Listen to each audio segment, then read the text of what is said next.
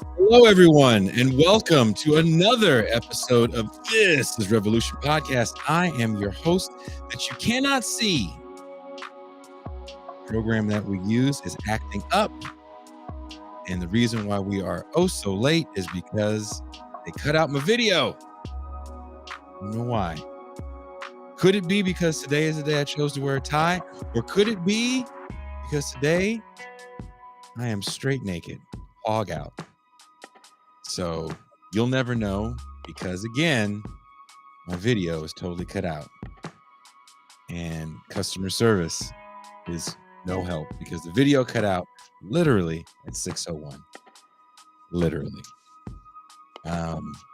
So I'm extremely angry. I'm trying to not show you. I can't show you shit actually, because there's no image. So right now, there's all kind of middle fingers coming from my end.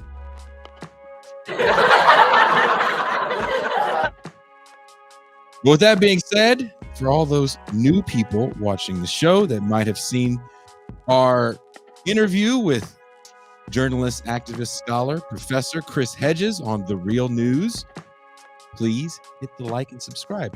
Really, as you saw from that interview, we always show up on screen.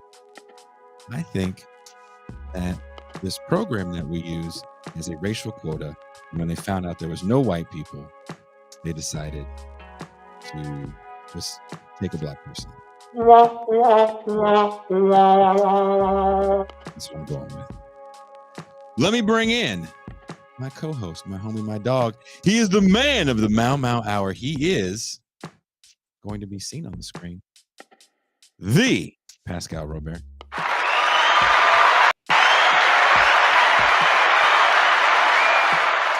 Peace and greetings to the chat. Peace and greetings to the audience. Peace and greetings, Jason Miles. How are you, comrade? Really? I'm pissed off. Don't be mad. Be glad. Why? Because we're all blessed in a divine kind of way. Yeah, the secret just isn't working right now, man. Can't positively think my way out of this one. Someone says, live from a jail in Mexico with no video. Your host, Jason Miles. I am not in a Mexican jail. Close to it. Close to it. Before we bring in our esteemed guest, you made a video. Now, I don't think our guest got a chance to see it. Did you get a chance to see it, Eugene? The video that we've been. Oh, you did see it. Okay. I can see everybody. I can see Gene in the virtual green room, and he says he did see the video. I hope he liked it. I combed through hours of Eugene Puryear interviews, and I actually found a picture of him. He had to have been like 17 years old. He had these dreads. He had some baby fat. He didn't have the facial hair. I almost put that image in the thing to fuck with him. He looked like a 90s rapper, but I did not. I tried to get all the professional shots of him. So let's watch this clip of our guest, Eugene Puryear.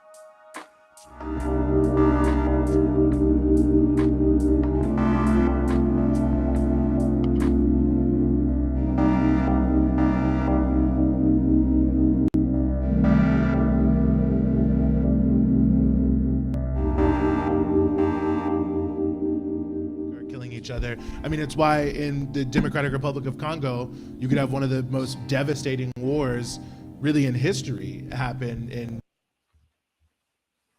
just the past couple of decades, millions of people killed.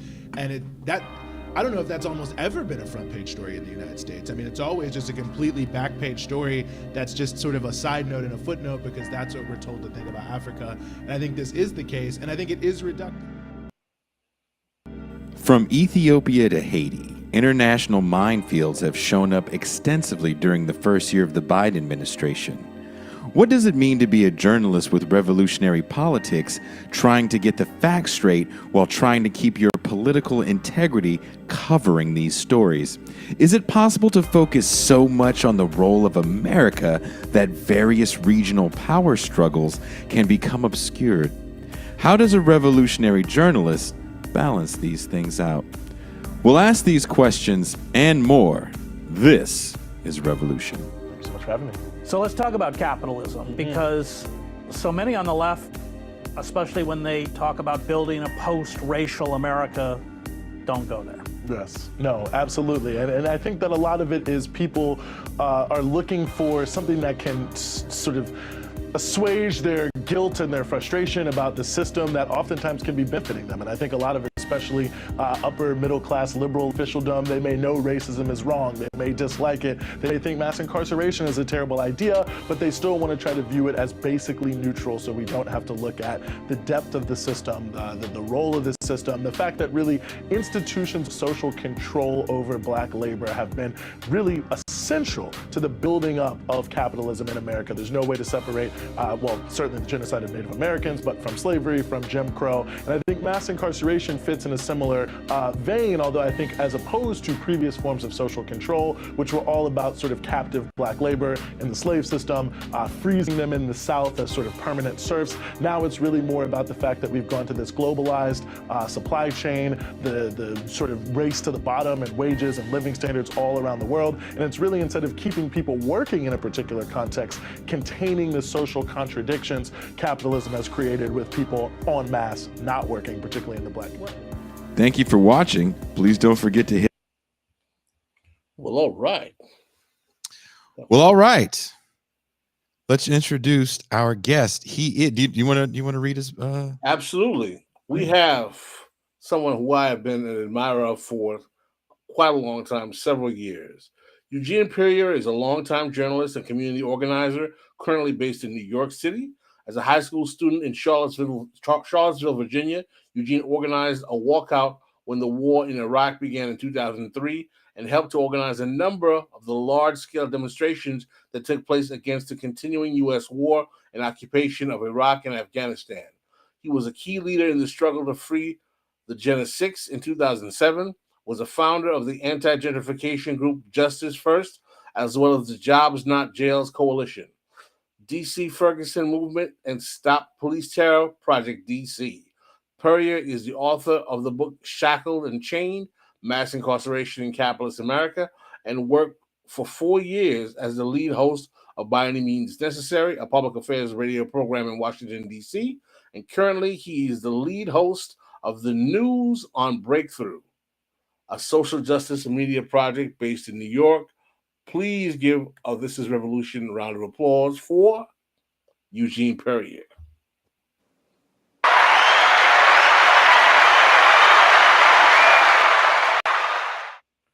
Excellent, excellent. Eugene, I'm glad you are here, brother. I have been an admirer of your work for many, many years. I think not only your overall domestic policy, but you have perhaps the most effective articulation of the condition of the African continent that I have ever seen anyone explain in any type of online media space thus far. We've had some really good guests about Africa. We've had Milton Ahmadi, we've had a couple of people, but your capacity to hone down to the detail of the history of the African continent, pre-colonial, post-colonial, revolutionary movements, to me, I'll be very frank, is awe-inspiring, brother. I really, really got to take my hat off to you. I appreciate the verve and passion of that you bring to radical politics, and I cannot, I can't convey to you how happy and honored we are to have you on the show, bro. Because I really, really, you're probably one of my favorite voices on the left. I know you might find that hard to believe, but that's absolutely true. Well, I really appreciate it. I'm super happy to be here. Shout out to Jackie Lukman for making the connect, and I'm looking forward to it. But appreciate you, and I appreciate everything. Yeah. I would like to also add that a few years ago, I was talking to Gloria LaRiva, and we were talking in Oakland, and I was like, I want to get that Eugene Puryear on our show, and she looked at me. She goes, "Oh, he is just wonderful, isn't he? He's so smart." I was like, "He is. That's why I want to get him on the show, Gloria. Goddamn, hook it up." Yes, well, I appreciate that. Shout out Gloria LaRiva as well. Twice, my presidential candidate when I was vice presidential nominee of the Party for Socialism and Liberation. Well, Yes. I'd like to start off with a question before we go into the deep dive with current events. You know, we've talked on our show about how Jason and I have come to our various trajectories in left spaces. And I'm not going to bore you with the details of myself or Jason's because we can talk about that anytime. But I would really like to hear how a young brother from Charlottesville, Virginia, develops revolutionary left politics in the age of capitalist realism to the point where he's got better analysis than, frankly, some of our movement leftovers from the 60s on phenomenon that they thought they mastered back then. He's actually mastering better than they do right now. Yeah, I mean, it's I wonder the same thing myself sometimes.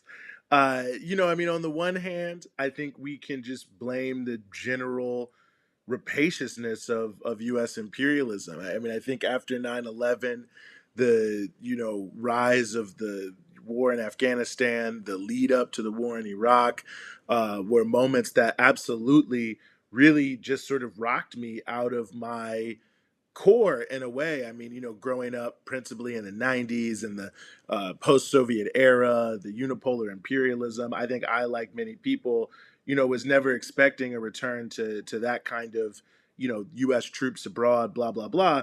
But, I think to some degree the fix was probably already in. Both of my parents are very progressive people. My father's now passed now, but he did a lot of work in the civil rights movement, certainly had a radical countenance in many different ways. I mean, I always joke with people, I got to be maybe the only person, I guess, other than a handful of red diaper babies I know, raised in a household where like North Korea was always right when they were on the TV. So, Palestine, all those things, I grew up hearing that as kind of just sort of second nature. And, my parents always used to sort of instill in me, if you see something wrong, you better do something about it. The Iraq War just happened to come along, and becoming an organizer on that in that world or whatever, then having and meeting people who were talking about the connections between the war and imperialism and capitalism and mass incarceration, and hearing for the first time, or maybe getting a flyer, I don't know, about political prisoners in this country, millions from Mamiya in 1999, which to a lot of people probably is like, what is that? That had a huge impact on me. And I think people sometimes forget, the huge wave that came from 95 to 99 to free Mamiya in this country, and learning about some of that history as well, and bringing it in, all of that sort of combined together to give me not only a desire to organize, to fight back against the system, but also to start to look more deeply into the various elements of it. And yeah, that's the short version of it. So your parents were movement people in the 60s period? Yeah, I mean, my mom probably comes more out of the labor movement in her political formation, but yeah, my father was the founder of the Nonpartisan Voters League in 1960 in Tuskegee, Alabama, which was Okay. the sort of the mass movement of mainly rural sharecropping individuals who were coming together to fight for the right to vote there in Macon County, Alabama. And so, subsequently did work with Dr. King. Of course, many of his students at Tuskegee were members of SNCC. He also worked with Malcolm X a little bit there towards the end of his life, especially in late 64, 65. And, subsequently, was someone who his father had been a part of the sort of Popular Front, radical, communist linked movement. So my dad also grew up in sort of a left wing milieu. So yeah, definitely it was kind of trickle down ideology to some degree. I mean, I would say I would give my parents a lot of credit for not being the type of people who sort of push their politics on their kids and say this is what you must believe, but just like the conversation around the house, the stuff you're surrounded by, all of that, even really my extended family, most people are relatively progressive. The things that you heard and that you hear, I think laid a strong foundation that when I started looking more into various elements of, both the political left, but just generally what was going on in the world, there were little seeds that had already been planted that, I don't know, maybe had it not happened the way it did with the Bush administration and what they did, would it have turned out the same way? I don't know. But that certainly, watered those seeds and brought that to a higher level. Well, well, shout out to your parents, shout out to your grandparents, and shout out to your 3 generations of movement dedication of trying to make this country a humane place. We should honor that lineage, honor your family because they produced a very, very important and impressive young man. And rest, and condolences to your death to your father. And he sounds like he was an amazing, amazing individual. And even though my parents are from IET, from Haiti, I can empathize with the I wouldn't say I was a red diaper baby, but I was a red diaper nephew. And I have Yeah. 2 uncles who studied in the Soviet Union in the late 60s, early 70s.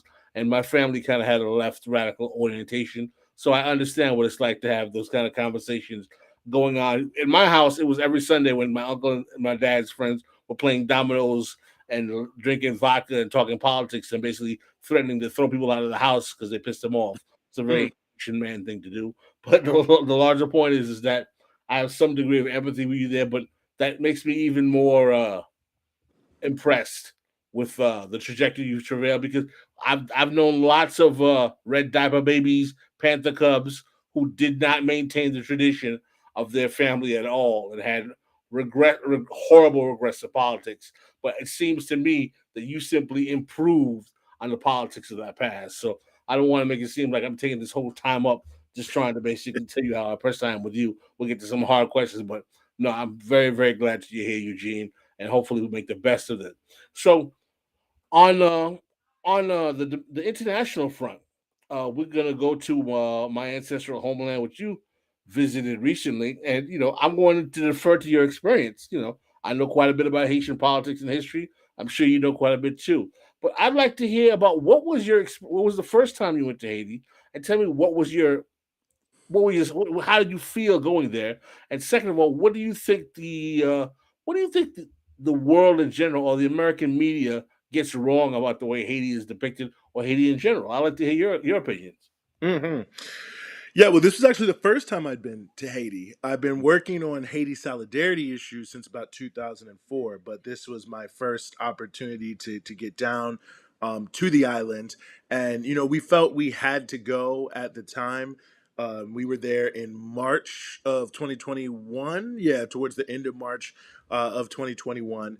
And of course, going back really till 2018, there was this cycle of protests. But, from February 7th onward, where the mandate of Jovenel had been removed. This huge protest movement is sweeping the island. It was clear to us we were seeing what was going on there, but it obviously was not being revealed in any way, shape, or form in the mainstream media. And I'll swing back around to that. But that was obviously deeply problematic to us to see that there's just so much negativity about Haiti, and there's seems to be this from our point of view this dichotomy between the negativity you see in the mainstream media and the fact there was obviously a lot of serious, important organizing going on down on the ground. And, knowing what I've known working in Haiti Solidarity for some time, I was 100% clear that, there was going to be a lot of anti-imperialist sentiment and that people were going to have, it was a good story to tell, not just from the point of view of what's going on in Haiti, but that people were going to have the political consciousness and the desire, I think, to want to speak to people in this country about the complicity of U.S. imperialism and their need to act. And I found that to be true. So, we were there for the Constitution Day protest. It was 2 days of protest, really commemorating the date of the signing of the 1987 Constitution, which was huge. We were there for 8 days around there. We were in Port-au-Prince, but we also were able to get out into the countryside and Artibonite and places like that. So we were able to see at least some of the struggle in the rural areas as well as there in the capital. So yeah, I mean it was amazing on so many different fronts. And I think to me the thing that really the mainstream media gets the most incorrect about Haiti is the people of Haiti are really treated only as objects and not as subjects. It's like the poor people of Haiti and this terrible country with all these bad things going on, blah, blah, blah, as if it's just, written in stone that things in Haiti have to be terrible at all times and that people are just sort of grinning and bearing it or leaving the island. And obviously there are a lot of challenges in Haiti, but what becomes clear right away is that and there are many contradictions in the political and the popular movement in Haiti, as you know very well, I'm sure, Pascal. But nevertheless, it's not as if people are not out there fighting and organizing and trying to change their reality, which is why, the constant refrain we heard the whole time we were there from every sector of people we were meeting with, and when it was sort of, what is your message to people in the United States, it was tell them to do something about imperialism, because the role of U.S. imperialism, Canada, the EU, the core group countries in maintaining Jovenel at that time, but I think historically the Haitian elites in a position of having the monopoly of force, having the access to the international institutions and so on and so forth to use as levers of power. That in and of itself, it's not an accident that Haiti is in the situation that it's in, and that functionally, this support for these sorts of regimes over the years in Haiti are making it this way, and the ongoing interference and role of imperialism is suppressing, repressing, and dispersing the popular movements to the best of its ability, at least, to try to keep a hold on the country. And you just never really get a sense of that subjectivity of the Haitian people, and that people are fighting to take their lives into their own hands and change their own social reality, and are being prevented from doing so by imperialism. So, Well, that to me is big. Well, as you probably know and figured out, largely the problem with that reason that happens is that the narrative of Haiti often comes from the petite bourgeois class of Haitians, not only in Haiti but in the diaspora. And unfortunately, and I say this as someone who comes from the petite bourgeois class on both sides of my family, is that those people are generally only sympathetic to what's going on with the country from their vantage point, but they are not very transparent about how their politics helps contribute to the situation and the misery in the country. What did you see as far as certain class issues in Haiti, Eugene? Yeah, well, the class divide in Haiti is extremely stark. I mean, that is something that you see just right off the bat when you're there. I mean, the level of income inequality is and not only just the level of income inequality, but the just intense neoliberalism of the country, and like the total lack of any real public services of any sort. So you'll be like driving down a road that is horribly maintained. Here in Port-au-Prince, I'm saying here now, horribly maintained road, all sorts of things going on. Obviously, not a lot there. The street lights don't work. There's no traffic lights, and you come around the bend, and then there's like a Porsche dealership, and you're just like, oh, okay. You'll be driving down a main avenue, and it'll be a number of just stores for average everyday working people, and then behind some giant massive wall with barbed wire, you have like these Walmart style stores selling everything, and there's a whole separate existence that exists there too. Like, obviously, well, one thing I thought was notable about Port-au-Prince, and it speaks again to like just the venality of the Haitian elites, is a lot of things are connected to power, but there is no real regularized electricity because the production of power is so terrible. So you can just see like the generator life and culture, which is not unique to Haiti. I mean, that's true in a lot of developing nations, but you can just see how people have constructed these little bubbles, whether we're talking about neighborhoods, whether we're talking about, having solar panels and generators. And obviously to have a generator, you have to have fuel, so you have to have money, and to install solar panels and batteries, at least of any note, you have to be able to do a little something, financially, that people are driving in Porsches. I mean, you see all these different sort of elements just in the everyday reality that shows the real stark differences. And I think Haiti is a country too where it really is almost like two poles in terms of the like huge number. I mean, the vast majority of people are poor, working, struggling people, and that is also very clear to you. And the elite is very tiny. But you see all sorts of little things. I mean, obviously, there's just like many places in the Caribbean, the colorism aspect of how class can also play into itself. Although in Haiti, that's not necessarily as significant as on some other islands, I don't think. Well, Pascal, I'd be curious to see what you thought about that. But that was something certainly I noticed, that you see there, the impact of colonialism over time, where you have people from immigrant populations brought there by the French and by others who are also, very high up in the elite, and just that long history of class stratification that existed on the island. But yeah, I would say the biggest way that it really kind of hits you in the face is just seeing so clearly how those with money have constructed this totally separate reality than what the vast majority of people are living in. And it's so stark. It's so just totally it's just not hidden. And I mean, there's many places around the world I've been where like that's more or less the case, but I don't know. In some way, shape, or form, I don't know how to exactly put my finger on the pulse of it. In Haiti, it just felt like so stark. And to me, it really is the greatest example of like what neoliberalism really is, and the total abandonment by like a government of basically state functioning, and privatizing everything, and really only being 100% focused on the provision of profit to a very small number of businesses. It's a perfect example of what capitalism does when you let it go unfettered.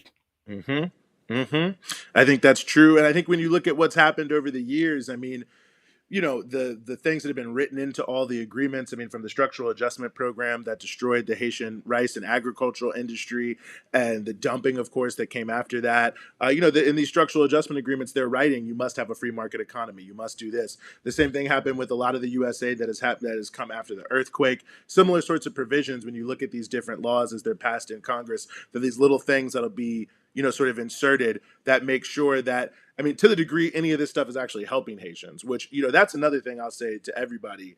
If you ever see one of those things on TV, like donate to Haiti, I mean, we can all remember it around the earthquake, but, the late night TV commercials, I can pretty much assure you that money is not actually going to help people. I mean, all the fundraising I've seen over the years for Haiti, there was essentially no sign of it. Oxfam. There was the huge scandal with Oxfam. Pascal and Eugene, can you guys actually talk a little bit about what happened during the Haitian earthquake and the scandal that was Oxfam?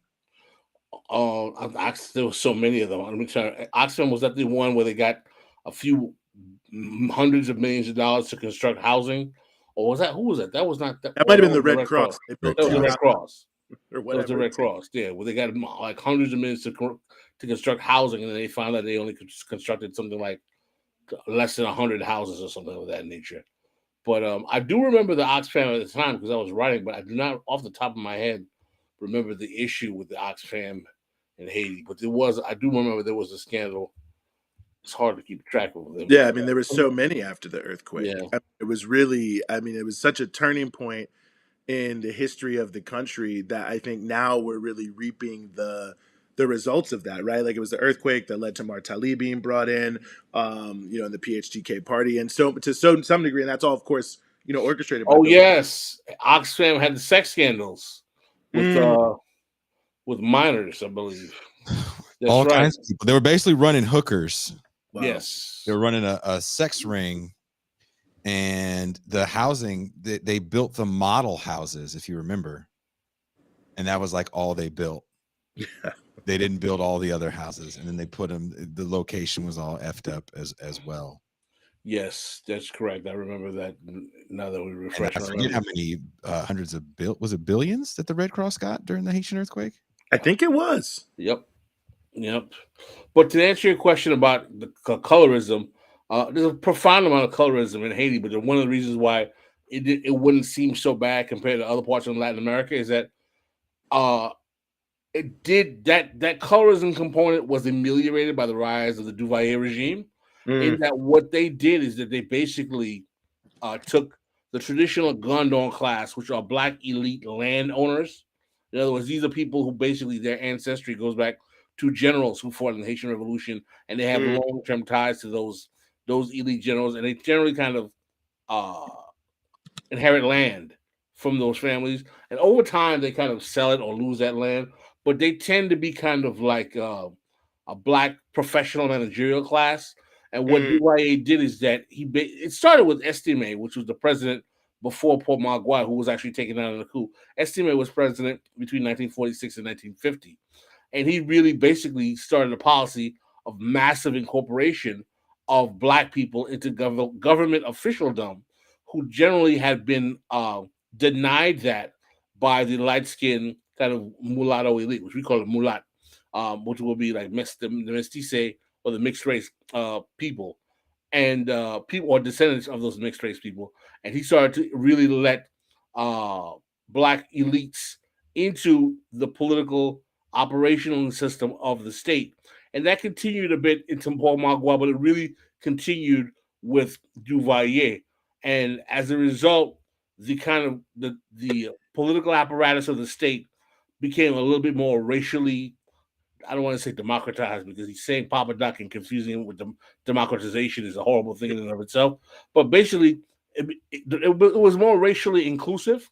So as a result, you will find that the class makeup of the Haitian upper middle class is a little browner. But when it comes to the actual oligarchy, those who own the means of production, not only are they lighter, they're not even basically Haitian. They basically descend from Syrian, Lebanese, or Arab ancestry that comes from the late 19th, early 20th century. Mm, mm. Yeah, I mean, it really. Go ahead, please. No. Go ahead. Finish your thought. Oh, no. I was just gonna say very interesting history, and I think very notable. But yeah, it's stark. I mean, the stratification is real. Now, pivoting to another nation of coloration, a little bit of hateration. Sometimes there's some holleration. A little bit of civil waration. Ethiopia we did a show on Ethiopia, and the amount of angry chat messages and Twitter messages and emails we got, because it is a very, very, very divisive subject. At the time, I was living in my native Oakland, which has a very large Eritrean and Ethiopian diaspora. You spent some time in Ethiopia, and it is a complex narrative, what is going on currently and what has been going on for some time there. Oftentimes, American journalism wants to find the good and the bad guy, and that's just it. Show me who the good guy is. Show me who I should hate. And in Ethiopia, I believe it is extremely more complex. And even on the small U.S. left, some people want to latch on to the Marxist, was it TPLF? You were there doing some on-the-ground reporting. Can you tell us a little bit about what is going on in Ethiopia? Yeah, absolutely. And I'll be more than happy to get you more angry chat messages, I guess. There's definitely a lot there. I mean, I think really what's happening in Ethiopia, and really more broadly the Horn of Africa, because I think it's deeply interconnected. I think what we're basically seeing is the contradictions of imperialism in the 21st century, essentially.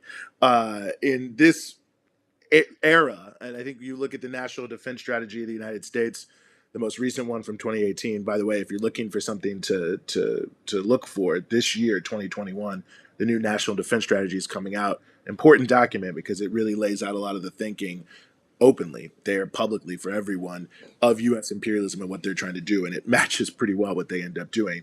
And you look at what they say, and they say that the most important thing for the United States now is interstate competition, and following on that then the most important thing is to maintain favorable regional balances of power, and that the most important part about that, or the easiest way to establish that, is to establish more interoperability with their allies.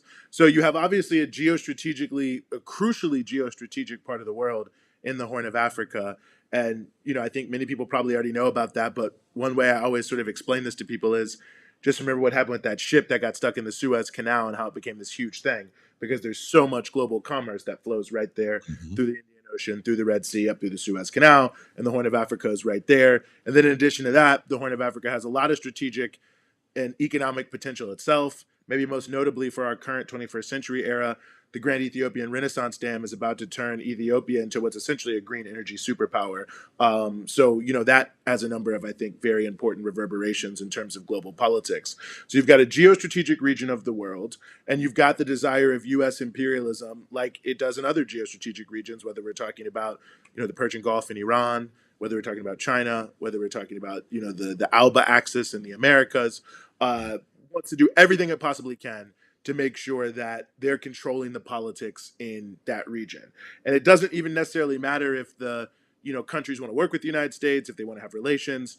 It only matters that they are willing to sign up and agree with what everything the U.S. says. So historically, going back 30 years, the TPLF, did play that role for the United States. Of course, they, connived in the invasion of Somalia and the destabilization of Somalia, which had its first united government since 1991 and was ending a civil war.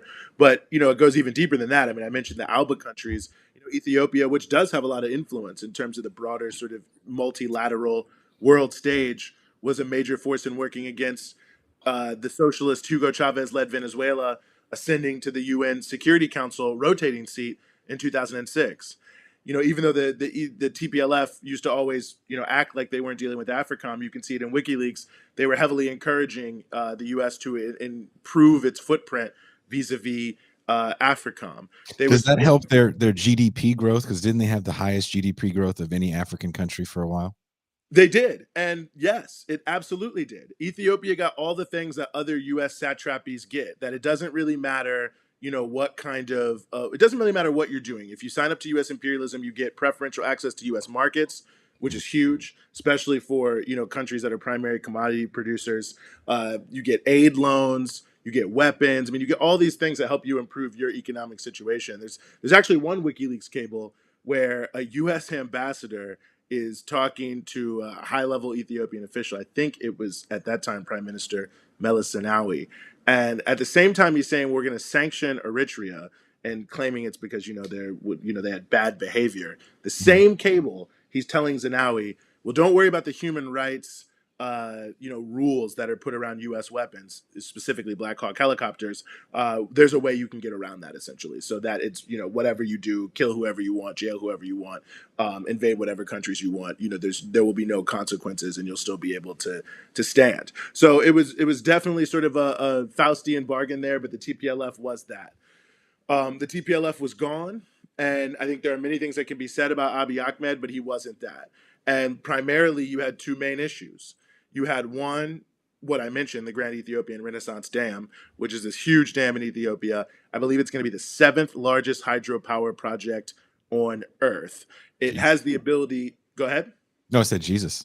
Yeah, huge. So it has the ability really to drive development in Ethiopia, Eritrea, Somalia, Sudan, South Sudan, and perhaps even further afield, Uganda, Kenya, Chad. And of course, it's 100% clean energy. And I think there's a lot of problems with that. One problem being that Egypt does not want to see that under any circumstances. It's not that Ethiopia was even really threatening Egypt, but I think for Egypt, just the fact that Ethiopia could potentially manipulate the waters of the Nile against them is unacceptable. When you look at basically what you have happening in Egypt is also happening in Sudan.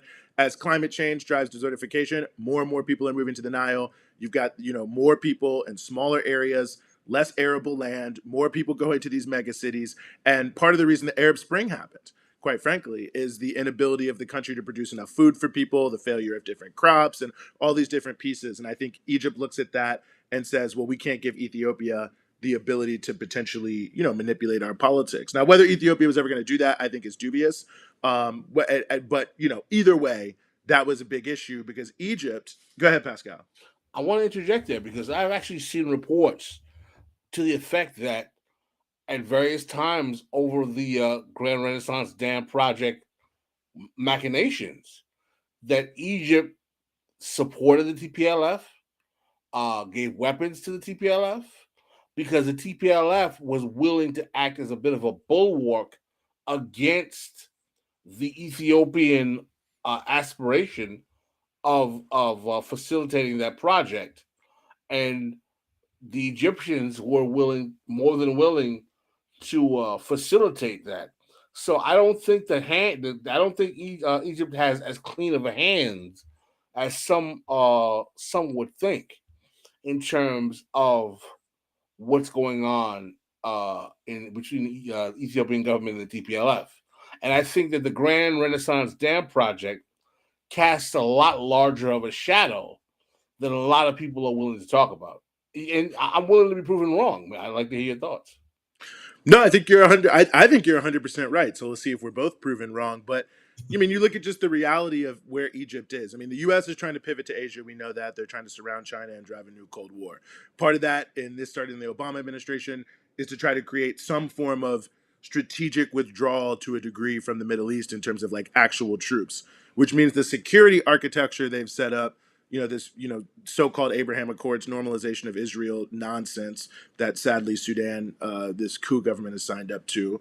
And of course, the role of Egypt as a security guarantor for Israel. So just take that alone, forget every other factor. This is obviously a huge issue for the United States if one of your main allies that you're sort of depending on to help keep control of one of your most important geostrategic regions. And remember, they're saying one of the most important things is to maintain favorable regional balances of power. Then just right there, I could see how the U.S. would say, well, look, if we got to lose somebody, it's Ethiopia, not Egypt. But I do think that there's more than that, because I think it really goes to the heart of the Horn, and that is the Eritrea Ethiopia peace deal. Now, I mean, I think you can sort of infer this from public source information, but I do know from our trip there in Ethiopia, I was told this by a cabinet minister, that in negotiations with the U.S. government, that they were saying directly, like, we do have an issue with the peace deal you have with Eritrea, which obviously is historic for the region. It's a part of a broader move that, has been pushed for more unity around the Horn of Africa, for those countries to sort of use their collective economic capacities to try to improve and drive their economies in a much more significant way and drive development. And don't forget, Eritrea will not participate in AFRICOM. Eritrea won't participate in AFRICOM. They stood up to the United States when it came to the destabilization of Somalia, which was when the most heaviest sanctions were put against them. They refused to participate in the U.S. attempts to blockade and isolate Iran. They were sanctioned for trading with North Korea. They were reaching out to countries like Cuba and Venezuela. And the U.S. is openly saying this in the diplomatic cables, and it was becoming deeply problematic because they were refusing to sign on to the ideological dictates of imperialism. And there's longer conversations I'm sure people want to have about what's happening in Eritrea and important things to say about all of that. But I mean, the fact of the matter is clear. The record is clear, that their own record of opposition to the U.S. on crucial geopolitical issues means they're not trusted. The U.S. wants to isolate them, has gone out of its way for multiple decades to try to get other countries to sanction them, to stop giving them money, all these things. And now all of a sudden you've got Ethiopia, 110 million people, potential economic powerhouse with clean energy. You've got Somalia that's got other tens of millions of people all saying, well, let's come together more on a larger basis. Let's cooperate, which is logical. You're in the same region. There's a lot of interrelated possibilities there economically, and let's try to let a rising tide lift all boats. And I think that ultimately that's very dangerous for the United States, because it means in a key geostrategic region you could have a more powerful entity, both the individual countries and their combined power, that you can't really count on at any given moment, when you really need to be able to count on people in this broader region as you start to focus on many other factors. And there's more that can be said, but I think those two things, the dam and the peace deal and the idea of greater unity of the Horn of Africa, I think is what's really driving this conflict and what we're seeing. So do you two, this is a question to the panel, do you see the U.S. involved in destabilizing that peace deal? Yes. I think that a huge reason why the U.S. was willing to support the TPLF, I don't know if they, I don't know what level of support they've given. Nothing would surprise me. I don't know if it is strictly rhetorical. If it's more than that, nothing would surprise me. But I do think that, what are they looking to gain from backing a conflict whose only goal is to put the TPLF in a position to influence the policy of Ethiopia? It seems to me the biggest change and the biggest thing that would be different would be the attitude towards Eritrea. And I think that is playing a major role in why the U.S. has been backing this regime change attempt. I wanted to address something you mentioned briefly, and I'm glad you mentioned it. You mentioned the coup in Sudan of Bashir's administration. I'd like to hear your thoughts for the motivation of the coup. Who do you think was really behind it? And I'm going to give you my opinion, and I'd like you to prove me wrong because you may have better information. I think Bashir was taken out because he was starting to make or receive entreaties from the Russians, as well as weapons, and the capacity of his administration, which had been a long. I'm not a fan of Bashir. He was an abusive dictator. He was not a nice guy, though he had done some pretty decent things educationally in terms of Sudan. The problem with Darfur was problematic. They've been trying to. For those who don't know about Sudan, as Eugene probably knows even better than I do, Sudan has the capacity with its arid land to literally feed the globe 5 times over in terms of its arable land. Okay. It's very, very, very high in quality topsoil. And one of the things about Sudan, it's probably per capita one of the most highly educated per capita countries in East Africa, in that area. And not only that, they kind of had a very kind of devout, I wouldn't say it was an Islamist government, but they have a strong kind of Islamic emphasis in their political operating structure. So destabilizing Sudan has a whole variety of historical machinations. But one of the things that made me suspicious of the timing is that immediately before he was cooled, he was having serious relationship with the Russians. And I'd like to hear your thoughts on that coup, and if you think I'm off the mark, Eugene. No, I think that there's a lot to what you're saying. I mean, I think the real issue that the West has always had with the National Congress Party, with Bashir was solely in power when Hassan Turabi was there in the 90s, is exactly what you say, is that they're not really loyal to U.S. imperialism. And, they had done some work with the United States, around Al-Qaeda and things like that. But at the end of the day, Sudan was, well known for being a staunch supporter of the Palestinian struggle.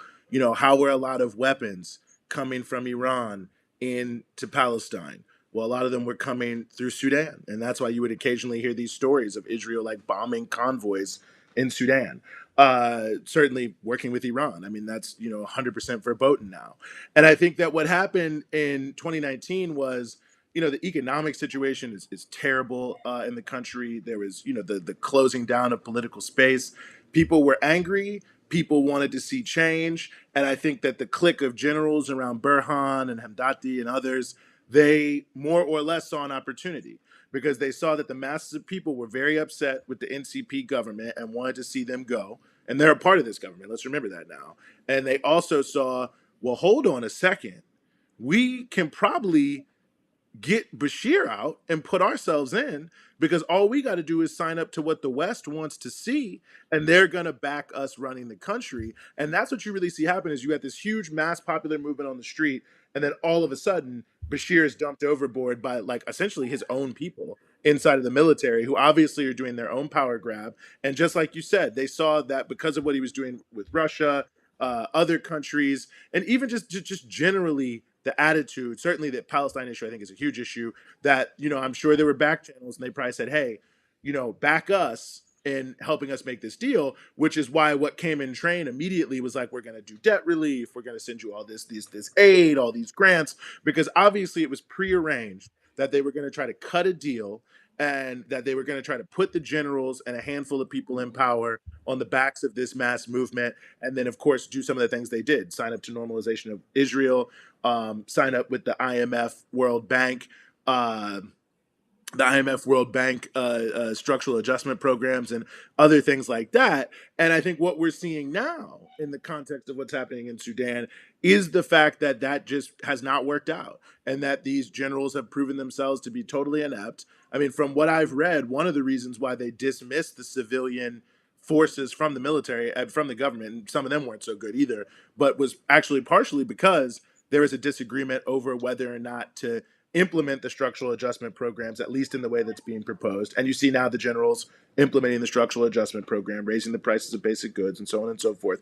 And I think that it's a crisis for imperialism. They're trying to pretend like they back the protests. They don't actually back the protests. You can see from their statements that they back what they've been backing the whole time, which is something that has a fig leaf of so-called democracy and popular rule, but that ultimately is this clique of generals that are totally unscrupulous, totally amoral. We're more than willing to sell out the Palestinian people, their own people, the rest of the Horn of Africa by backing this ridiculous regime change effort in Ethiopia, and all for the blood money of putting themselves in power. So yeah, I think the reliability issue is the key issue for imperialism anywhere in the world. No matter what you say you are, they want to know, what will you do when the chips are down? And if you won't line up 100%, if they can get rid of you, they're going to get rid of you. And I think that's ultimately what happened to Bashir. I think that's what's happening to Abiy Ahmed. I think it's what's happening, all around the world, is they're taking every possible opportunity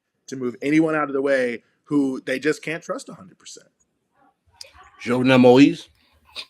Yeah, that's interesting because, when I was there, Jovenel was and you know this, Pascal, and I know you know this too, Jason, and many of people in your audience do.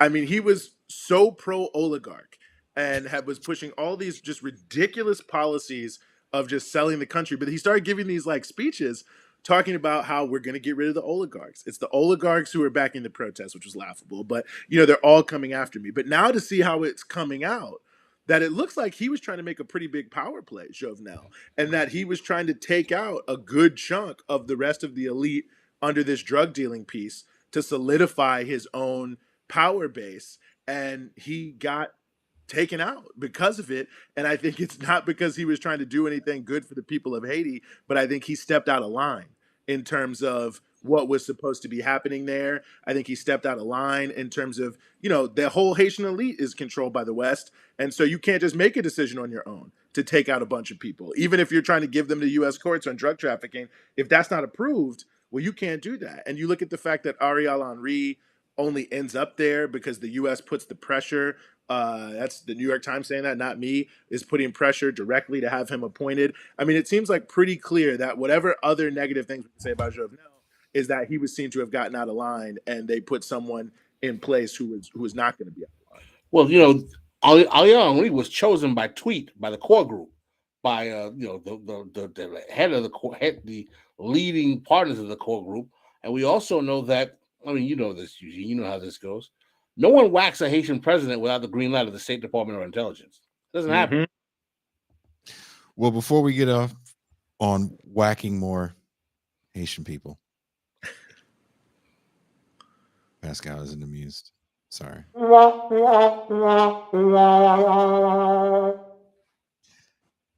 It's about that time. Eugene, can we steal you for at least another 25, 30 minutes? Would that be a problem? Yeah, definitely. No problem at all. We have our bonus after hours champagne room. We will send you a link to that where it's behind a paywall. So we curse a little bit more and talk a tad bit more shit. Okay. Pascal, I'm ready. Are you about ready for that, Pascal? I'm ready for the champagne room. I've got my comfortable chair, ready to rock and roll. You do have a comfortable chair. I watched the interview we did with Chris Hedges, and you were not very comfortable in the chair. And now you look like Al Bundy, and I'm sure no one can see your hand. I ain't never looking like no a Al handful Bundy. of junk, whole hog. So thank you guys for watching. If you haven't watched it already, our interview is up with Chris Hedges on the Real News Network. It is the latest in a series of interviews that we were brought on to do for the Real News. Our first interview was with Adolph Reed. That is a very good one. And our latest one is with Chris Hedges. I will be cutting clips of that this weekend, putting those up. And we do not know yet who the third person is. But Pascal, I did send the email you wanted for said third person. Maybe we'll talk to Eugene. I feel like he knows the third person we were trying to interview for the Real. I have a good feeling you know this person. I don't want to say exactly who it is. But if you guys have any ideas of who you'd like us to interview for the Real News, this is our wish list because they have something Pascal and I don't have, and that's a budget. And that's also media credentials. So all those things make a huge difference when you want to get your email returned. So on that note, Eugene, thank you so much for taking some time to talk to us on the main show. We're going to send you that link to the bonus after hours so we can jump right in. The link's already up for the patrons. If you're not a patron, it's patreon.com/Bitter Lake Presents. And we are out.